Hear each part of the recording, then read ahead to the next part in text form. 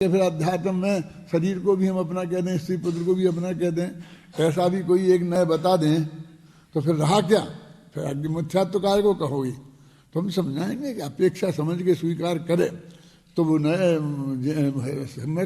है, और नहीं अपेक्षा नहीं समझेगा और सर्वथा मान लेगा तो वो गलत बात हो जाएगी। तो इस तरह का ये जो दो भेद हैं, ये इन दोनों में समय सार के अध्ययन में ये आएगा। अब फिर पूज्य गुरुदेव श्री के साथ भी क्या हुआ है कि जब वे 19वें बार उन्होंने प्रवचन किए, जो ज़्यादातर छपे हैं प्रवचन रत्नाकर के रूप में, उन प्रवचनों में उनके दिमाग में पंचाध्यायी वाले नए छाए हैं। तो जब जब वहाँ जो चर्चा आती है तो वे उसको उठाते हैं। तो जब इन कलशों पर व्याख्यान किए गुरुदेव ने तो तब उन्होंने कलश टीका के आधार पर यहाँ उठाए और इस तरह इन पर व्याख्यान किए। तो अभी जो छपे हैं, जो जिनने प्रवचन रत्नाकर से पढ़ा, उन सबके दिमाग में ये नए छाए हुए हैं। और फिर गुरुदेव ने इनका अर्थ भी किया। जब तुमको याद हो, तुम्हें तो क्या याद होगा, कोई था ही कौन थे, शांति जी को अकेले को याद होगा शायद, कि जब यहाँ लालचंद भाई आते थे शिविरों में और वो 252-53वां कलश चलाते थे, है याद? तो वो इसी को तब वो 19वें वाले प्रवचन वहाँ सोनगढ़ में चल रहे थे। तब पूज्य गुरुदेव श्री इन्हीं पे प्रवचन करते थे। तो ये विषय बड़ा अद्भुत लगता था। तो वो आकर के यहाँ समझाते थे। है मरंदन जी, आपको भी कुछ याद है कि नहीं? है भेद कल्पना पर द्रव्य और अनर्वकल्पक वस्तु स्वद्रव्य, इस पे तो वो छाया। फिर इसको बाद में सब कन्फ्यूज तो बने रहे, ये है वो है, ये है बुद्धिपूर्वक राग और अबुद्धिपूर्वक राग के दो अर्थ किए जाते हैं ना। तो वहाँ जयचंद जी छाबड़ा की टीका चलती थी तो वहाँ वो अर्थ निकलता था कि सोच समझ के जानबूझ के करे सो बुद्धिपूर्वक और बिना जानबूझ के करे तो अबुद्धिपूर्वक। मेरा धक्का आपको लग गया तो वो अबुद्धिपूर्वक, और मैंने जानबूझ के धक्का दिया तो बुद्धिपूर्वक, ये अर्थ है। और ये कहते जो राग जानने में आए वो बुद्धिपूर्वक और जो जानने में नहीं आए वो बुद्धिपूर्वक, ऐसा कलश टीका वाला अर्थ है। तो अंत में वो गड़बड़ाता ही रहा। जब मैंने नए चक्र लिखना शुरू किया तो उस समय बहुत कन्फ्यूजन खड़े हुए। तो उससे फिर मैंने बहुत गहरा अध्ययन करके ये सब प्रकरण निकाला और निकाल करके पंचाध्यायी के नए अलग रखे और ये बाकी की नए परंपरा जो कुंद कुंद से लेकर के बराबर पांडे राजमल जी के पहले तक आई वो, और फिर वो बनारसी दास के बाद भी वो चली नहीं। वो कलश तो बोलते रहे लोग, उनके गाना बहुत अच्छे थे, संगीत अच्छे थे, भजन जैसे होते हैं ना, तो सभाओं में भजन तो चलते रहते हैं, लेकिन भजन चलते रहने से वो कोई परंपरा नहीं चलती थी। लेकिन जयचंद जी छाबड़ा ने और जिन विद्वानों ने फिर हिंदी वगैरह में टीकाएँ लिखी तो उनने वही आत्मख्याति की और जयसेनाचार्य की वो सारी परंपरा पकड़ी। तो उसमें कहीं ये था नहीं। और अथवा उन्होंने समझ लो कि बनारसी दास पर और इन पर ज़्यादा ध्यान नहीं दिया, उन्हें वही परंपरा सही लगी तो उन्होंने वही अर्थ किया। अब ये हो सकता था कि वो चाहते तो जैसे गुरुदेव ने किया कि भाई वो भी बताते और साथ में ये बताते कि भाई पांडे राजमल जी ऐसा कहते हैं, ऐसा कहते हैं, तो वो उनको उसमें ज़्यादा रस नहीं था। अब क्यों नहीं था रस, मैं ज़्यादा कमेंट्स नहीं करना चाहता हूँ, लेकिन वो पांडे राजमल जी एक भट्टारक के शिष्य थे जो यहीं विराट में रहते थे, भट्टारक, और उन्हीं के यहाँ रहते थे, वही उनकी आजीविका थी और वहीं रह करके उन्होंने सारा साहित्य काम किया था। और बनारसी दास जी भी श्वेतांबर से दिगंबर हुए थे और वो जिस तरह की मैंने कई दफ़े आपको बताया है किस तरह के व्यापारी थे और उस तरह से कवि भी किस तरह कर थे, और वो अध्यात्म परंपरा उन्होंने यहाँ चली थी, समझिए ना। तो वो दोनों जो बातें थीं उनको वो बात उतनी अपील नहीं की होगी और इसलिए उन्होंने फिर उसके बारे में चुप रहे। वो जयचंद जी छाबड़ा जैसे विद्वान, उन्होंने ज़्यादा ये उल्लेख नहीं किया। पंडित टोडरमल जी ने भी मोक्षमार्ग प्रकाशक में आपको पांडे राजमल जी की और कलश जी का और ये क्या नाम समयसार कलश के, इनके कोई कोटेशन प्राप्त नहीं होते हैं। अभी इस दृष्टि से एक निगाह डालना पूरे मोक्षमार्ग प्रकाशक में शांति जी, कहीं उनने उनको कोट नहीं किया। माने उनने तो जो चीज उनको नहीं जची उनको उपेक्षा भाव रखा। पंडित टोडरमल जी उन विद्वानों में से थे कि यहाँ प्रवचन में उनकी प्रामाणिकता बहुत ज़्यादा मानी जाती थी। तो भूधर दास जी जो थे ना, आगरा में रहते थे, तो वो भूधर मिश्र, वो ब्राह्मण थे, फिर वो जैन विद्वान बन गए थे भूधर। तो भूधर दास जी के ने चर्चा समाधान लिखा था, तो वो यहाँ की टोडरमल जी की सभा में पढ़ा गया होगा। और पढ़ा गया तो करीब उसमें आधा पढ़ा गया, तब तक तो वो ठीक लगा, और बाद में उसके जो प्रश्नोत्तर थे वो टोडरमल जी को नहीं जचे कि वो सही नहीं है। तो एक कृति हमको बड़े मंदिर में मिली थी जिसका उल्लेख हमने पंडित टोडरमल व्यक्तित्व करते में किया है। अब आप लोगों ने पढ़ा हो, गहराई से पढ़ें तो, कि उसमें वो किताब है ना हस्तलिखित, तो उसके अंत में एक टिप्पणी लिखी है उसी किताब पर किसी व्यक्ति के ने कि पंडित भूधर दास जी का जो चर्चा समाधान है उसमें 135 प्रश्नोत्तर तक, संख्या में भूल सकता हूँ, तो सही है। और उसके बाद के प्रश्नों के बारे में टोडरमल जी ने कहा कि इनको सावधानी से पढ़ना, क्योंकि ये आगम से मिलते नहीं, ऐसा लिखा, ये आगम से मिलते नहीं हैं। तो मतलब इतना प्रमाणिक है कि उस किताब पर उन्होंने वो लिख दिया कमेंट्स, तो समझ लो कि वो यहाँ की सभा में वो प्रतिबंधित हो गया उसका स्वाध्याय। लेकिन टोडरमल जी ने खुद के मोक्षमार्ग प्रकाशक में कहीं ऐसा कोई उल्लेख नहीं किया। अब वो टोडरमल जी ने नहीं लिखा, जो किसी टोडरमल जी ने कमेंट्स किया होगा तो उनके किसी पाठक ने उस किताब पर लिख दिया एक प्रति पर, वो प्रतिभाग्य से हमें हाथ लग गई। और रिसर्च में एक ऐसा होता है कि सारी पुस्तकें पढ़ने का तो हर एक के पास फुर्सत नहीं होती है, तो शुरू का और अंत के पेज वे जरूर पढ़ते हैं, क्योंकि उसमें ऐतिहासिक बातें लिखी रहती हैं। शुरू में ये लिखा रहता है मैं ये किताब क्यों बना रहा हूँ, कैसे इसमें किसकी प्रेरणा से बना रहा हूँ, ये सब बातें लिखी रहती हैं। और अंत में ये कैसे निर्विघ्न समाप्त हो गया, किस राजा का राज्य था, क्या पोजीशन थी, वो सब लिखा रहता है। तो इतिहास की दृष्टि से वो चीज़ें बहुत आवश्यक होती हैं। तो बस वो अंतिम पेज पर ये लिखी और ख़त्म हुआ, और उसी वक्त बस वो आधा पेज खाली था, उस पर वो टिप्पणी लिखी। और अलग राइटिंग में, जो राइटिंग उस लेखक की थी उसमें वो राइटिंग नहीं थी, अलग टाइप की राइटिंग है।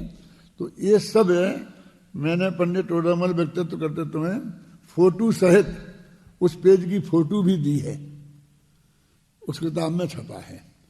इतनी सब रामायण तुमको इसलिए बताई कि तुम विद्वान बन रहे हो सब के सब, और भविष्य में तुम जब भी सेल्फ स्टडी नहीं करते ना, इसलिए तुम्हें ज़्यादा प्रश्न खड़े नहीं होते। अब जब फिर समय में स्टडी करोगे तो प्रश्न खड़े होंगे, और प्रश्न खड़े होंगे तो उस वक्त कोई जवाब देने वाला तुम्हारे लिए नहीं होगा। क्या?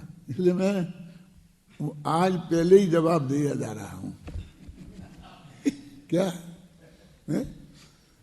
कोई होगा तो इस जवाब के आधार पर अपना समाधान कर लेगा, क्योंकि ये रहेगा इसमें सब इस रूप में।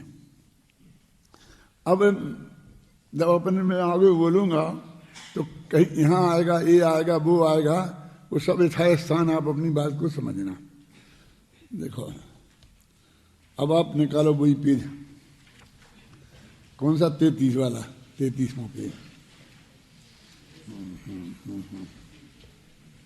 स्वद्रव्य परद्रव्य की बात चल रही है ना। स्वद्रव्य और परद्रव्य संबंधी पांचवें और छठवें भंगों की चर्चा आत्मख्याति में इस प्रकार की गई है। जब यह ज्ञान मात्र भाव परद्रव्यों के जानने रूप परिणमन के कारण ज्ञात्री द्रव्य रूप अपने आत्मा को परद्रव्य रूप मानकर नाश को प्राप्त होता है, तब उस ज्ञान मात्र भाव को स्वद्रव्य से सत्व प्रकाशित करता हुआ अनेकांत ही जीवित रखता है, नष्ट नहीं होने देता। और जब यह ज्ञान मात्र भाव सभी ज्ञेय द्रव्य में ही हूँ, यह सभी द्रव्य आत्मा ही है, इस प्रकार परद्रव्य को ज्ञात्री द्रव्य रूप से मानकर अपना नाश करता है, तब परद्रव्य से असत्व प्रकाशित करता हुआ अनेकांत ही उसे अपना नाश नहीं करने देता। अब वो परद्रव्य के ज्ञान के ज्ञेय बने हैं। मतलब ये बात जरूर है कि सारे जो बोल वो ज्ञान गायक संबंध है, ज्ञेय गायक संबंध के आधार पर ही है, ये बात है इसमें। तो कहते जब परद्रव्य जो इसके ज्ञान में आए तो उनको और अपने आत्मा को मिलाकर दोनों को एक मानता है ये। अब दोनों को एक मानेगा तो उसमें दो पोजीशन बनेंगी कि या तो वो पूरे दोनों को एक माना ना मिलाकर, तो उसको परद्रव्य रूप मानेगा, और या स्वद्रव्य मानेगा। तो परद्रव्य रूप मानेगा तो अपने आत्मा का नाश हो गया, और अब अपने आत्मद्रव्य रूप मानेगा तो सारे विश्व का नाश हो गया। तो जिसमें तीन पंक्ति है ना, दो बोल, तो तीन पंक्तियों में पहली बात है और दूसरी तीन पंक्तियों में दूसरी बात है ना। अभी फिर मैं पढ़ता हूं, ध्यान से सुनना। अब तुम्हारी किताब में पढ़ो भी। जब यह ज्ञान मात्र भाव परद्रव्यों के जानने रूप परिणमन के कारण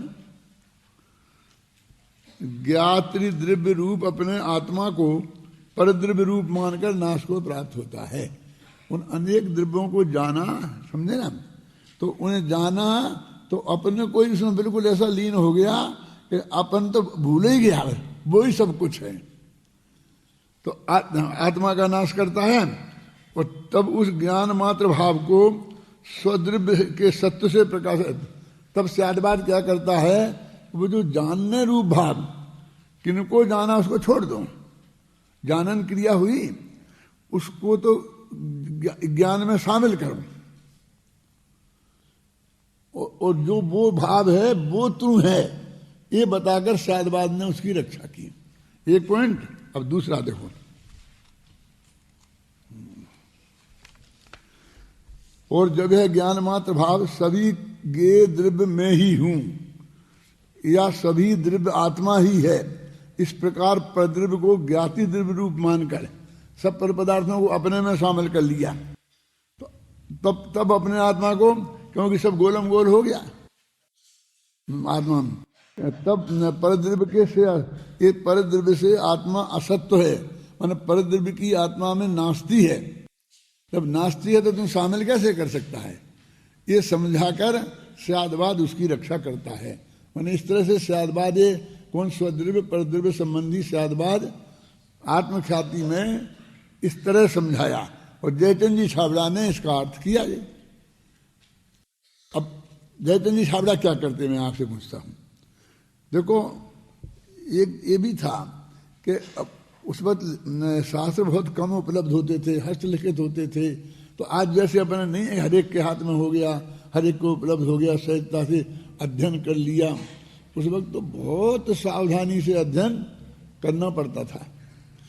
घरों में तो शास्त्र होते ही नहीं थे, रखे ही नहीं जाते थे, मंदिरों में ही बैठ करके काम करते थे, वहीं पर अध्ययन करते थे, और बिल्कुल नहा धोकर ऐसे दुपट्टा पहनकर और वो अच्छी तरह से खोलकर, तो फिर कितने शास्त्र उठाएं, कितने खोलें, कितने रखें, बहुत मतलब प्रॉब्लम थी।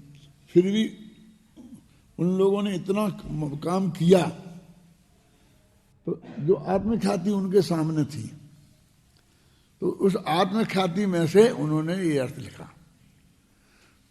अब मैं थोड़ा पांडे राजमल जी पे फिर जाता हूं कि पांडे ये कलश जो हैं वे भी तो इस आत्मख्याति का ही अंश हैं,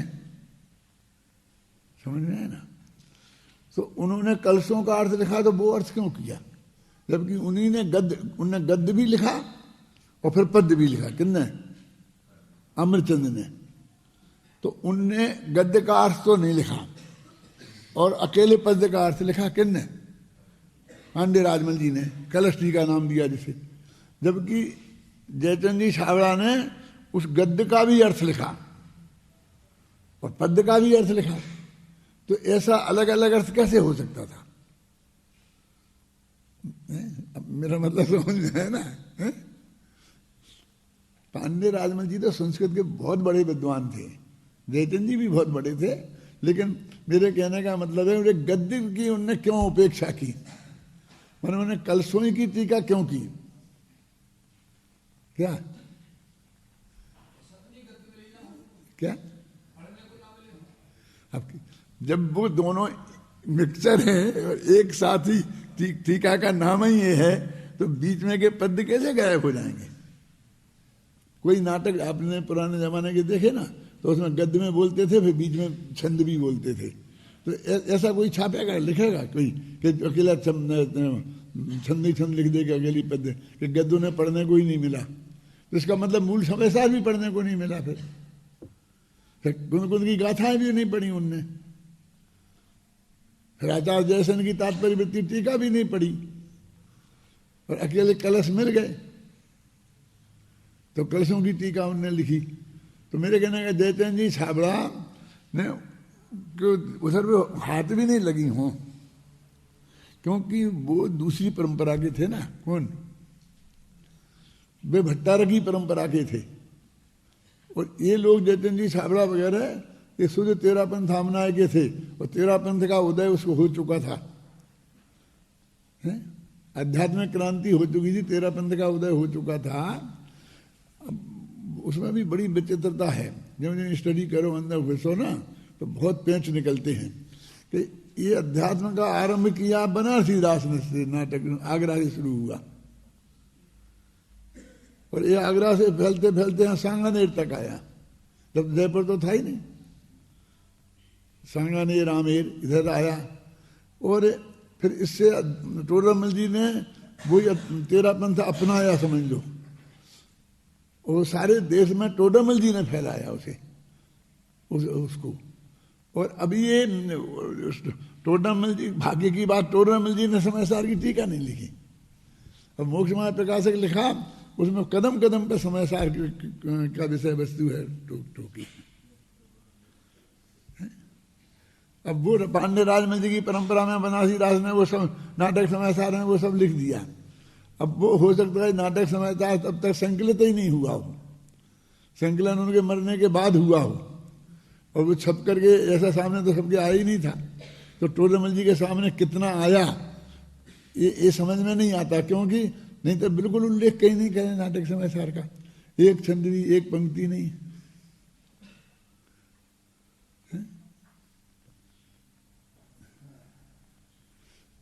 और पंचाध्यायी के नए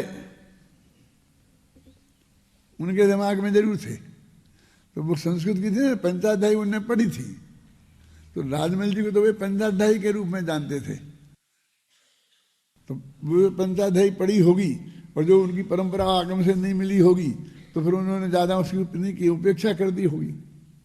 फिर उनकी कोई वो हिंदी की किताब उसकी पढ़ने की उन्हें जरूरत ही नहीं समझी होगी। मैंने बोला ना कि बिल्कुल प्राचीन हिंदी ऐसी है कि वो हिंदी बहुत सबसे टूटी फूटी भाषा, जब भाषा ही नहीं थी, जो है सो है, जो है सो है।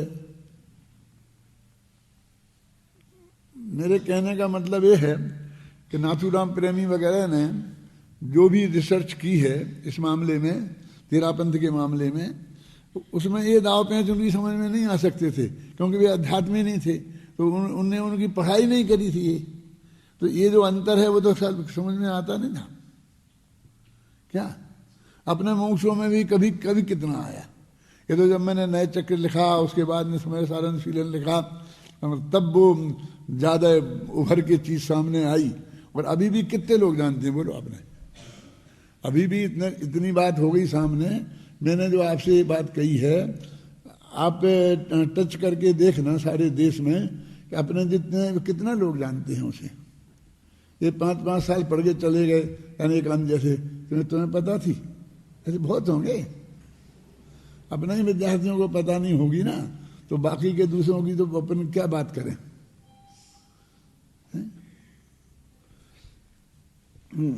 देखो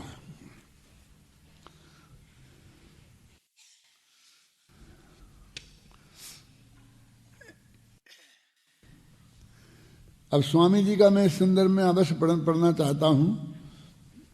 क्यों पढ़ना चाहता हूं? इसलिए कि देखो स्वामी जी ने यहां क्या किया।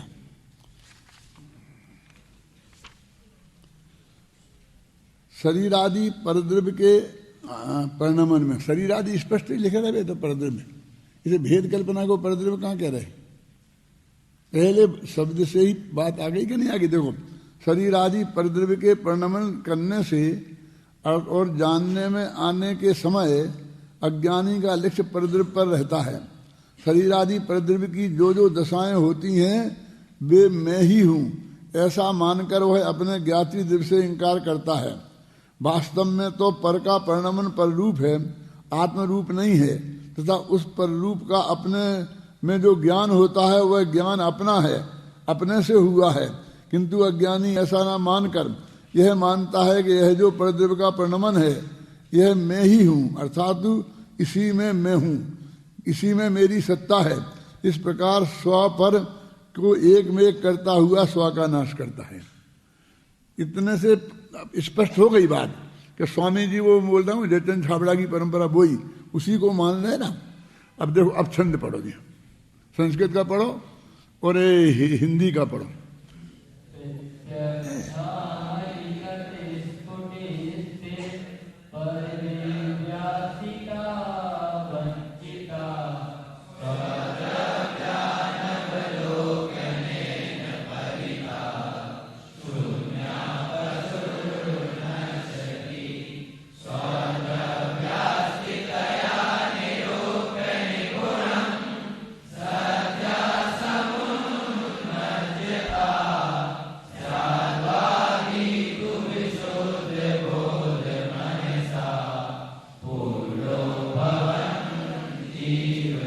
इस छंद को द्वारा पढ़ो तुम, पहली पंक्ति भाई गड़बड़ हो जाती है।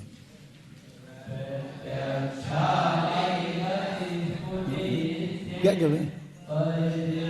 एक शांति जी आप पढ़ो, है स्पीकर आपके पास? इसे पढ़ नहीं सकते? प्रत्यक्षा लिखित हैं?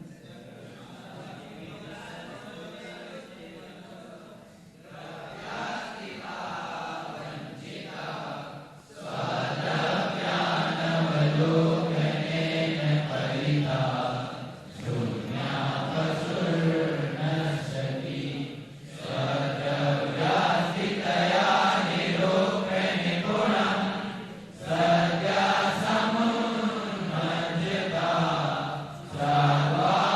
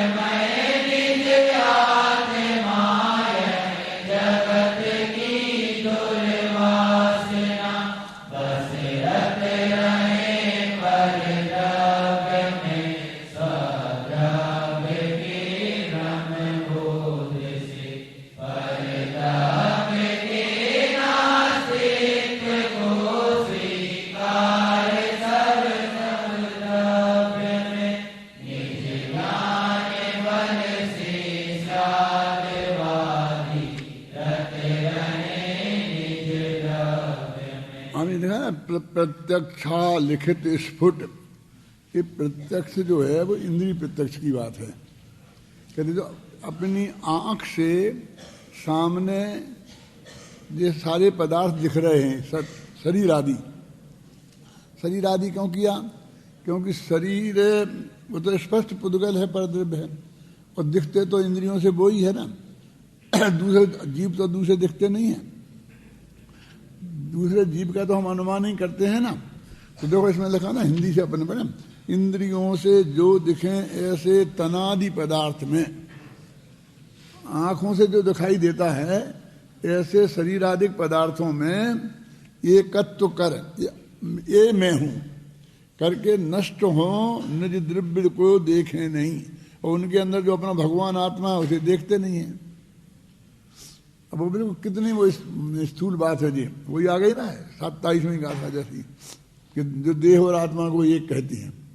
अब कहते बहुत बारीक बात है, बहुत बारीक भी है, बहुत स्थूल भी है। इंद्रियों से जो दिखें ऐसे तनादि पदार्थ में एकत्व कर हो नष्ट जन, निज द्रव्य को देखे नहीं। कितना साफ स्पष्ट है।